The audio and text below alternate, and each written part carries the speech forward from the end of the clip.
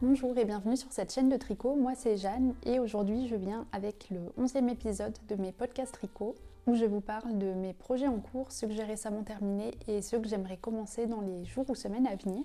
Donc j'espère que vous avez un ouvrage avec vous pour vous occuper pendant que je vous présente tous mes projets de novembre. Et je vais commencer aujourd'hui avec ce que je porte, donc c'est le Monday Sweater de Petite Knit que j'avais fini il y a à peu près 2 mois mais que je vous avais jamais montré bloqué. Donc celui-ci, pour rappel, je l'avais tricoté avec la Knitting for Olive Merino et Soft Silk Mohair coloris Red Current. Donc depuis la dernière fois, je l'ai bloqué. J'ai rajouté une étiquette dans le dos pour pouvoir reconnaître facilement le devant et le derrière, vu que c'est un pull très simple.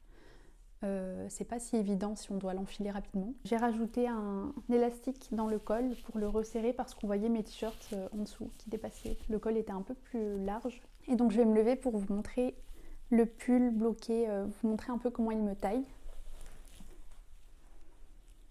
Donc il m'arrive à peu près au niveau des hanches. Je suis contente de la longueur et je suis très contente de la longueur des manches aussi, qui m'arrive au milieu de la main. Avant le blocage, elles devaient m'arriver juste avant la main, au niveau du poignet, et là elles sont une longueur qui me convient parfaitement. Voilà. On a pas mal d'aisance positive quand même.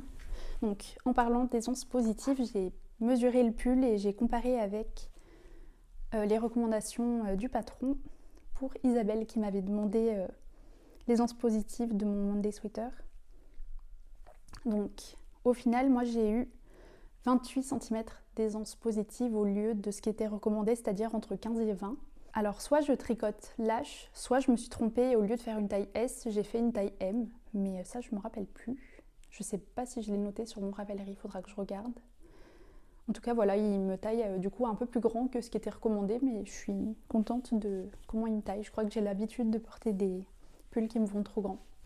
Enfin je préfère en tout cas qu'ils m'aillent trop grand que trop petit, ça c'est sûr. Et pour référence aussi, je fais une taille de buste de 86 cm. Donc j'aurais dû en effet tricoter la taille S. Donc voilà pour le Monday Sweater que je vous montre enfin porté et dont je suis très contente.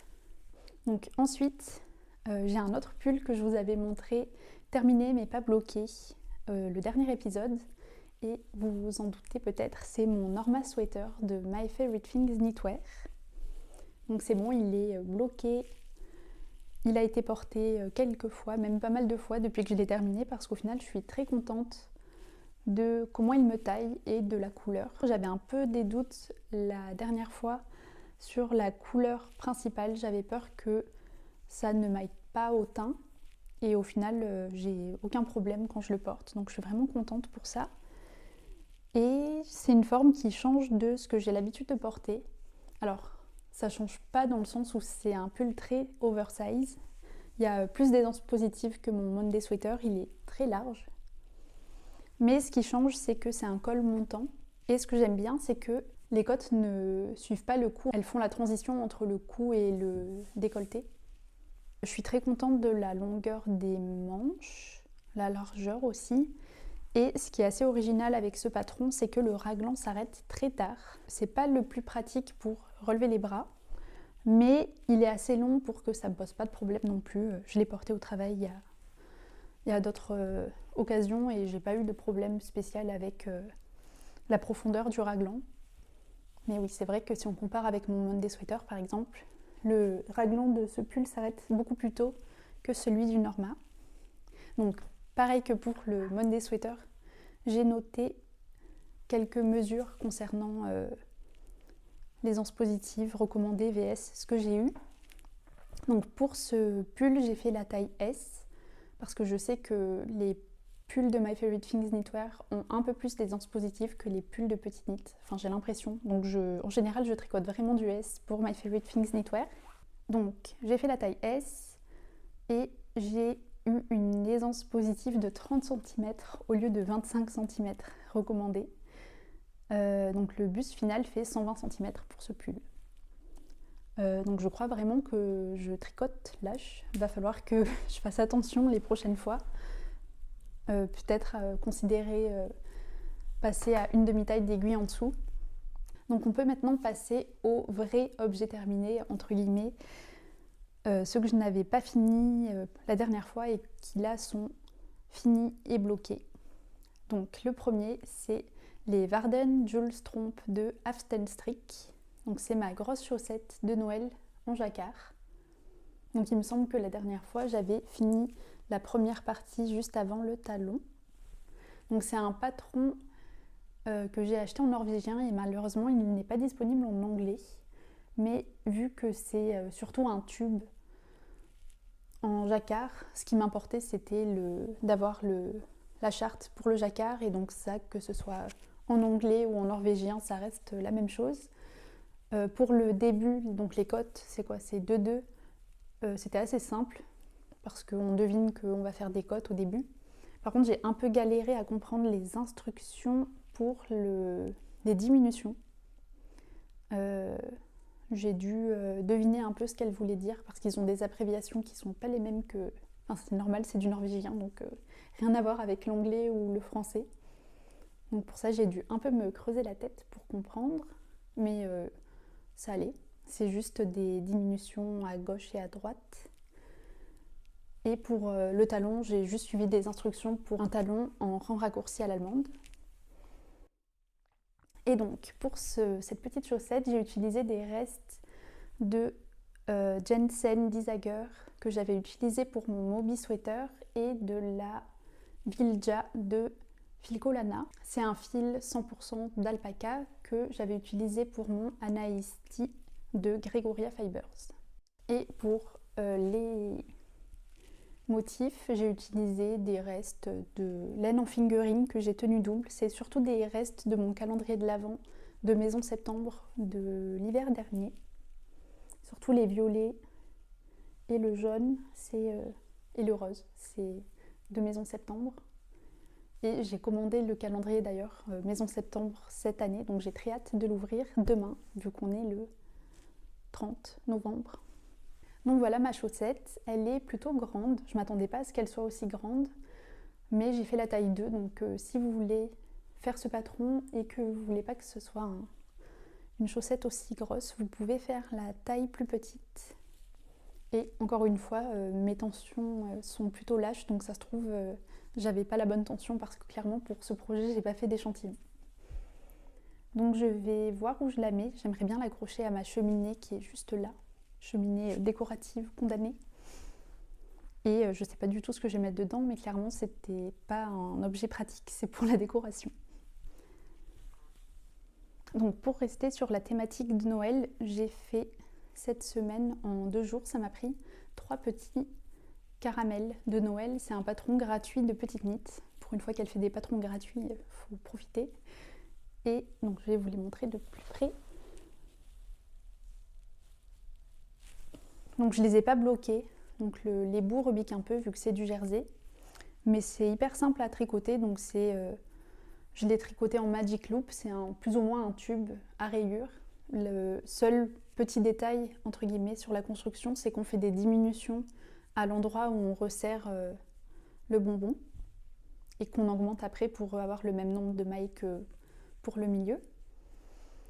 Donc niveau construction, c'est juste ça. Niveau laine, j'ai utilisé des restes de Double Sunday coloris cardamome, il me semble. C'est celle que j'avais utilisée pour ma Stella Quilt Caution. Et de même pour les petites rayures, c'est des restes de mon calendrier de l'Avent Maison Septembre de l'année dernière que j'avais utilisé pour la housse de coussin.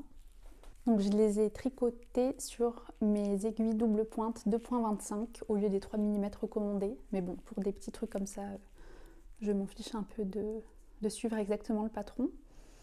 Et je les ai rembourrés avec des chutes de laine. Donc je garde mes petits bouts de fil que je coupe à la fin de mes projets.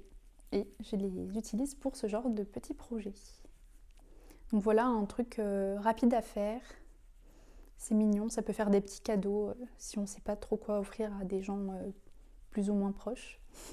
Et ça m'a pris à peu près entre 1 heure et 1 heure et demie, on va dire 1 heure pour faire un bonbon. Voilà, donc c'est un petit projet mignon. J'ai vu aussi qu'elle avait un autre patron gratuit, c'est pour faire une petite feuille. Elle accroche à des nœuds papillons, mais Je me dis que ça pourrait être bien pour me faire une petite guirlande, mais j'en parlais la dernière fois d'ailleurs, mais une petite guirlande automnale ou pour Noël. Je sais pas si j'aurai le temps de faire ça cette année ou si ce sera pour la saison prochaine, mais je vous donne des idées. Donc c'est tout pour les projets qui sont vraiment terminés.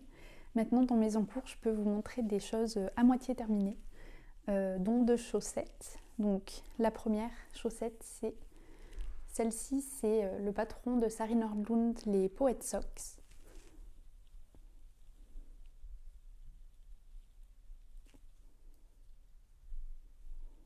Donc c'est une chaussette toute en...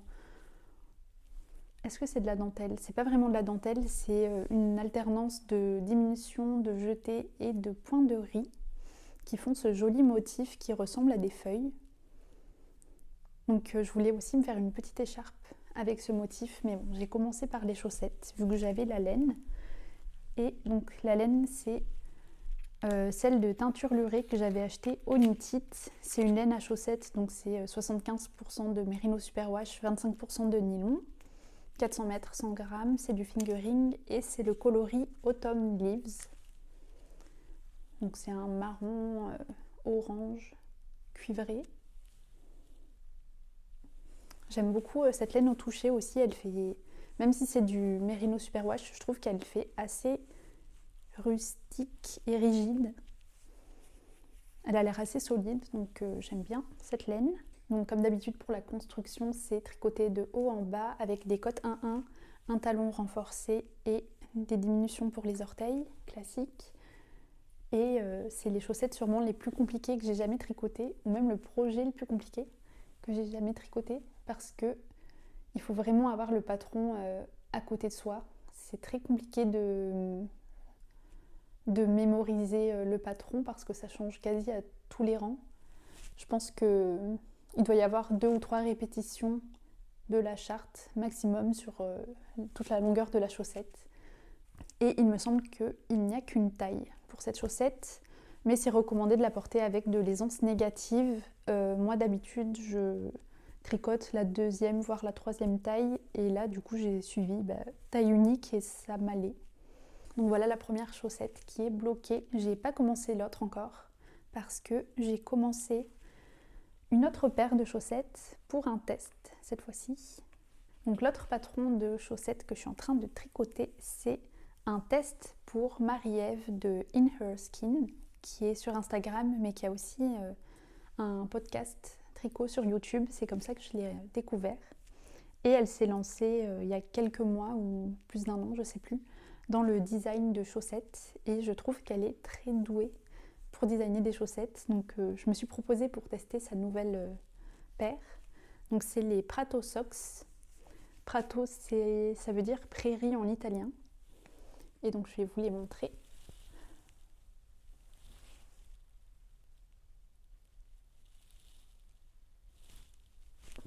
Donc j'ai trouvé cette chaussette vraiment originale. À la place d'avoir les côtes en haut de la jambe comme on a l'habitude, là c'est un motif en texture de petites plantes. Alors je sais pas laquelle, mais j'ai trouvé ça vraiment mignon et intelligent et original.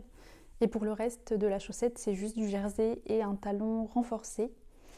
Dans le patron, normalement, il y avait une tresse latérale au-dessus des mailles glissées, au-dessus du talon, mais je l'ai omis.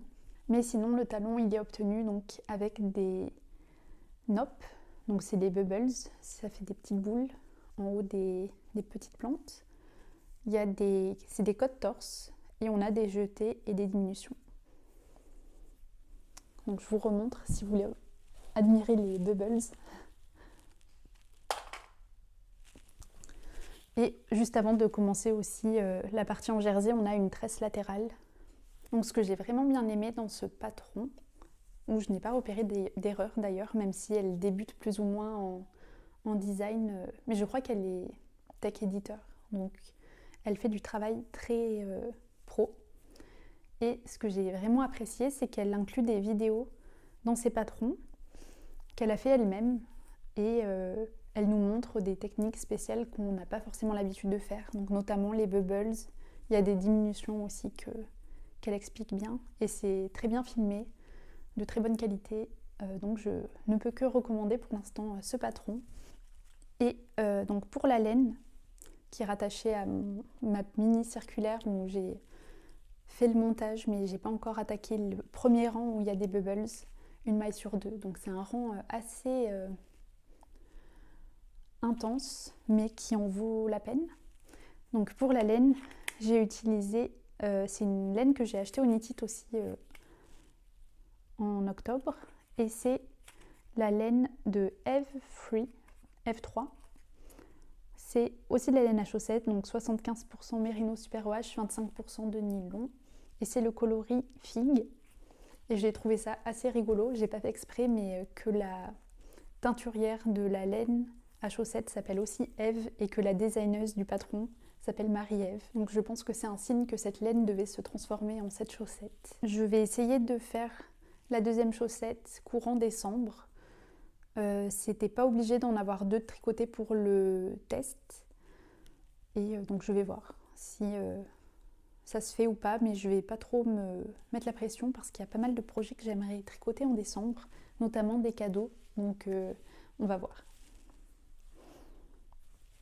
Donc ensuite, dans mes encours, j'en ai un qui est terminé de tricoter, mais qui n'est pas bloqué et où il manque les boutons. Donc c'est mon Chunky Moulinet cardigan de Lene Holm Samso.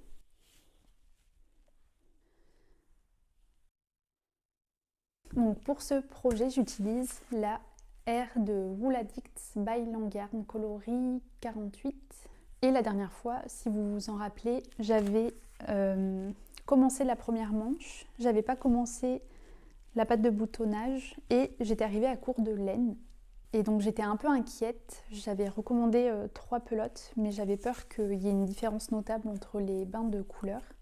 Et au final, je suis trop contente parce que je n'ai pas l'impression qu'il y ait vraiment de différence.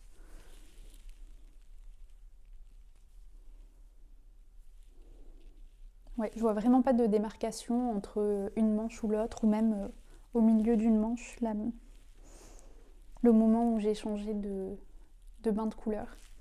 Et donc, sinon, pour plus de détails sur la laine, il me semble que c'est un mix de laine et d'acrylique. Oui, il y a 16% d'acrylique. C'est une laine assez épaisse, c'est 125 mètres pour 50 grammes.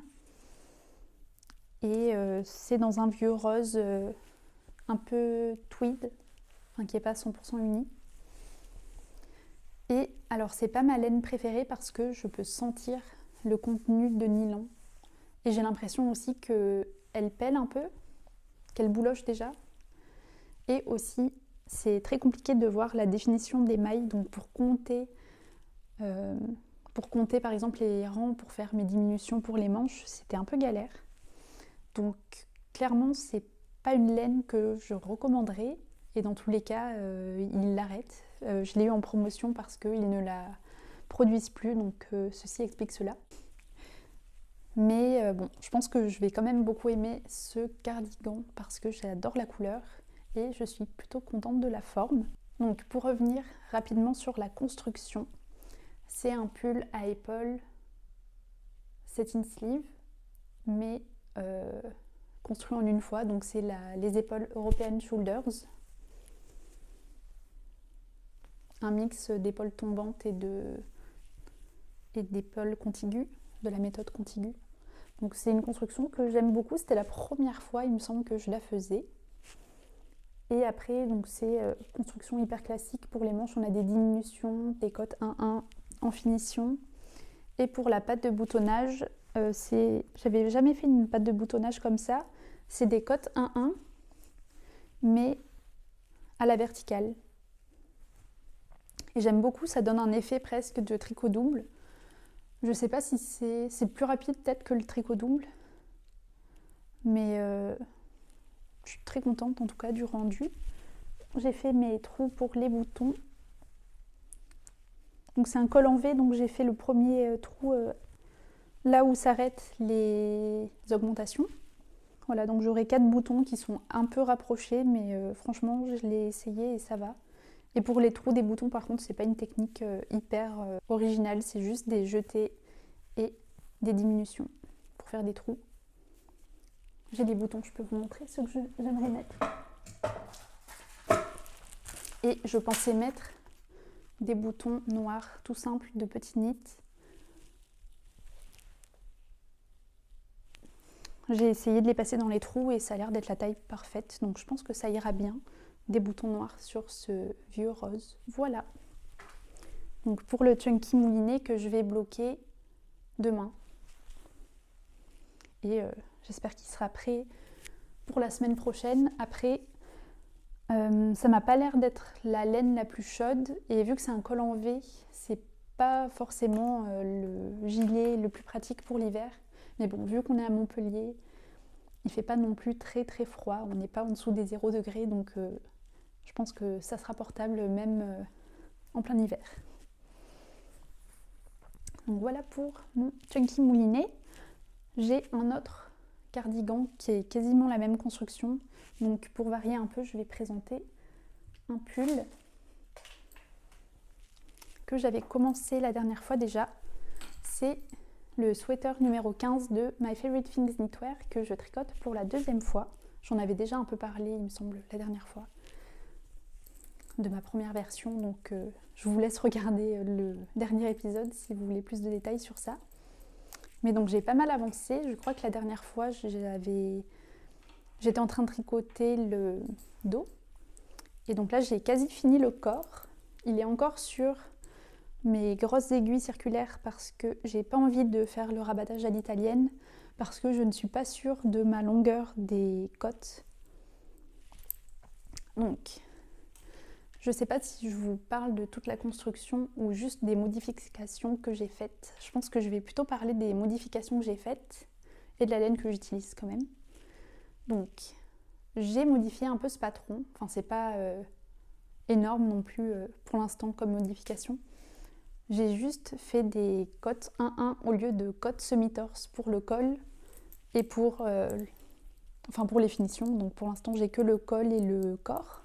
Donc les côtes du corps aussi sont beaucoup plus longues que si c'était des côtes semi-torse. Il me semble que pour la version côte semi-torse, il doit y avoir 3 à 4 cm. Et là, je fais plus 6 cm. Donc j'ai l'impression que c'est un peu plus mon style d'avoir des côtes comme ça plus longues. Ça donne un effet un peu plus boxy, peut-être un peu plus sportif. Et en fait, surtout pour prendre ma décision, j'ai comparé les photos que j'ai trouvées sur Instagram ou Ravelry du pull de ce modèle, donc c'est le numéro 15, et j'ai comparé avec les photos du pull numéro 29, je crois que c'est. C'est un nouveau patron de My Favorite Things Knitwear avec les mêmes torsades. C'est quasiment le même pull, mais elle a des côtes 1-1 au lieu des côtes semi-torse. Et c'est une autre construction d'épaule aussi, et c'est avec une laine plus épaisse. Et donc c'est comme ça que j'ai fait mon choix de modifier un petit peu ce pull numéro 15. Et l'autre modification, donc la deuxième modification que j'aimerais faire, c'est de faire des diminutions pour les manches. Parce que donc normalement sur ce pull numéro 15, les manches sont tricotées en tube sans jamais diminuer. Et vu qu'elles sont quand même assez larges, on se retrouve avec beaucoup de tissu au niveau des poignets. Et je me rappelle qu'avec ma première version, quand je mettais mon manteau par-dessus en hiver, c'était pas hyper pratique parce que ça faisait plein de plis, ça dépassait du manteau, ça laisse passer l'air. Quand on lève les bras aussi, on voit les t-shirts qui sont en dessous, donc c'était pas hyper pratique. Donc voilà pour mes modifications. Et sinon, donc ce pull, je le tricote comme recommandé. Pour les torsades, c'est sur des aiguilles 4,5 mm. Et pour les côtes, normalement c'est des 4 mm qui sont recommandées, mais moi j'utilise des 3,5. Au moins je suis sûre d'avoir des côtes propres. Et pour la laine, cette fois-ci j'utilise, comme pour mon Monday Sweater, c'est de la Knitting for Olive, Merino et Mohair tenus ensemble. Et donc pour les coloris, pour le Merino, c'est Dark Ochre. Donc c'est je ne saurais pas trop comment le décrire. Un vert, kaki doré, marron. Et que je paire avec donc la Knitting for Olive, c'est le coloris caramel. Et donc J'ai quasi fini le corps si on oublie le rabattage qui reste à faire. J'ai commencé ma première manche, il me reste une manche et je n'ai plus que ça en mohair. Donc ça doit être un peu plus de 25 grammes, donc j'espère que ça va me suffire. Et donc le dernier en cours, c'est le Maggie Cardigan de Petit Knit que j'avais pas commencé la dernière fois mais que j'ai bien avancé depuis. Donc lui c'est mon projet transport, j'ai tricoté dans le train pour aller et revenir de Paris en début mi-novembre, notamment le trajet du retour où j'ai eu 7 heures de train, donc il a bien avancé. Et c'est le projet que j'emporte aussi au travail parce qu'il est assez compact. Donc je peux le rentrer dans mon petit sac. Et donc le Maggie Cardigan, donc je le tricote avec la Filcolana Alva. C'est une laine lace 100% d'alpaca, ça fait 175 mètres pour 25 grammes. Et c'est le coloris 302, je crois que c'est Expresso, c'est un marron foncé. Et pour la deuxième laine, c'est la Knitting for Olive No Waste Wool. J'avais jamais testé cette qualité de fil, elle est assez nouvelle, il me semble qu'ils l'ont sortie cette année. Et c'est dans le coloris Chocolate. Ils n'avaient pas de marron qui allait bien avec la Filcolana Alva dans leur qualité Merino. Donc j'étais contente de trouver ce coloris dans leur nouvelle qualité de fil. Je trouve que ça va plutôt bien ensemble, ça fait pas du tout d'effet chiné. Et donc elle, c'est pareil que pour le Merino, c'est 225 mètres pour 50 grammes, donc c'est un fingering. Et c'est 50% de laine recyclée, 50% de Merino. Et donc voilà l'avancée du cardigan. Donc là je suis prête à commencer le rabattage tubulaire, donc à faire mes 2 rangs de tricot double en cotte 1-1 et à faire le rabattage à l'aiguille. Donc là pour la construction d'épaule, c'est la même que le chunky mouliné cardigan. Donc je peux vous la décrire un peu mieux. Mais en gros on commence par le dos, on fait des augmentations là, des deux côtés pour les épaules. Ensuite on fait les épaules, donc épaule droite, épaule gauche. Et ensuite, donc on coupe les fils pour le dos et les épaules et on vient relever les mailles le long du dos et de l'épaule. Et après, on fait des raglans. Il me semble que c'est un truc comme ça. Oui, on relève les mailles sur cette zone, donc l'épaule et la petite partie du dos qu'on avait fait en première étape. Et après, on fait des augmentations du style épaule contiguës. Et à partir d'un moment, je crois qu'on a un raglan aussi, on augmente des deux côtés. Donc on augmente pour les manches et pour le corps. Donc ça fait un peu plus de fil à rentrer que pour un raglan ou pour des épaules tombantes. Et donc pour ce cardigan, après il y a des cottes 1-1 pour la patte de boutonnage. On a un col donc rond avec des cottes 1-1 aussi. Et normalement c'est des manches courtes et moi je vais le faire à manches longues. Vu que c'est un gilet en laine, il me servira plus s'il a des manches longues que des manches courtes. Même si j'aime beaucoup la version à manches courtes et que peut-être un jour je me ferai plaisir et j'achèterai du cachemire pour me tricoter la version manches courtes. Ce ne sera pas le cas cette fois-ci. Donc pareil que pour mon sweater numéro 15, j'en suis à peu près au même stade pour les deux projets, mais je pense qu'ils seront finis courant décembre. Donc on peut maintenant passer aux acquisitions. J'en ai pas beaucoup, sans compter mon calendrier de l'Avent Maison Septembre, j'en ai pas beaucoup. Comme je l'ai mentionné, je suis allée à Paris en novembre et j'ai vu que le week-end où j'étais à Paris, L'Île Wiesel ouvrait une 3e boutique. Donc ceux qui ne connaissent pas l'Île Wiesel, c'est un magasin de laine au passage du Grand Cerf à Paris, donc c'est vers les Halles Châtelet. Ils ont déjà 2 boutiques et ils en ouvraient une 3e, donc pile quand j'étais sur Paris. Donc je me suis dit, tiens donc, c'est une excuse parfaite pour faire un tour chez eux. Et j'ai envoyé un message à Camille de Wool & Son, qui habite sur Paris aussi, et que j'avais raté au Knit It. Et au final, on a réussi à se voir donc, chez l'Île Wiesel. Et on a passé quasiment toute l'après-midi ensemble et c'était très cool de la rencontrer. Mais donc j'ai acheté 2 pelotes de Filcolana Arouetta, donc c'est leur laine à chaussettes, c'est 80% de Merino Superwash, 20% de nylon.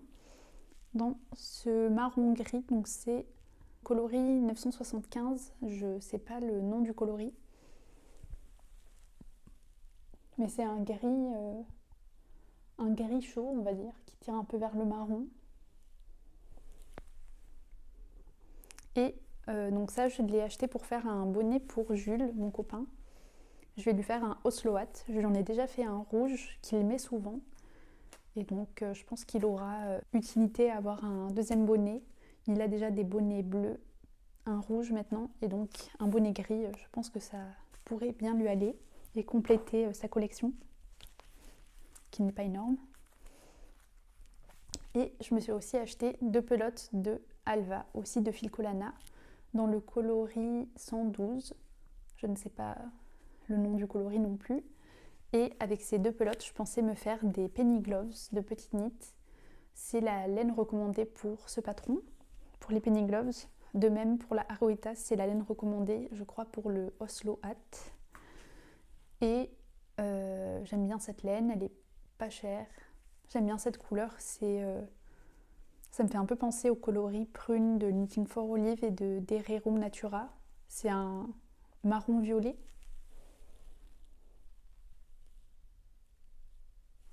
La dernière acquisition que je voulais vous montrer, c'est une BD. Ça s'appelle Ami de Saiko Matsushita, qui m'a été offert par Saiko. Et donc c'est une BD qui parle du tricot. C'est une petite dont les parents sont en cours de divorce et qui passe des vacances chez sa grand-mère qui tricote. Et elle apprend le tricot aux côtés de sa grand-mère. Et c'est assez touchant. Je suis très fan surtout des illustrations. Donc c'est un mix d'aquarelle et de craie, je crois. Donc je vais vous montrer.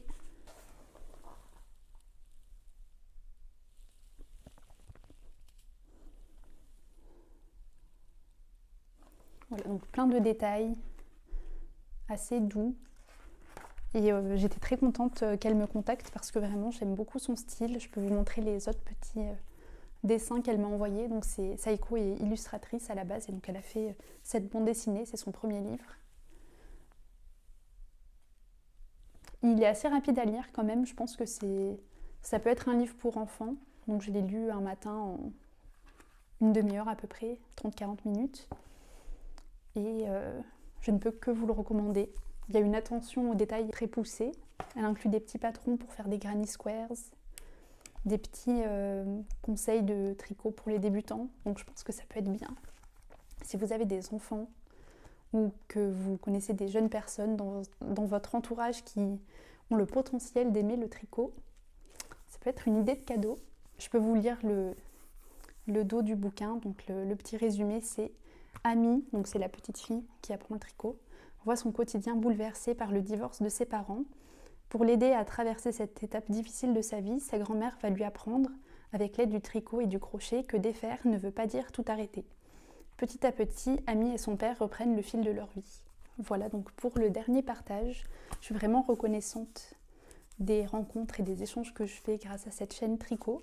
Je ne m'attendais pas à avoir ce genre de retour ou de rencontre, donc merci. C'est tout pour cet épisode. Merci beaucoup d'avoir regardé jusqu'ici et j'espère vous revoir très bientôt pour les Vlogmas. Bon tricot!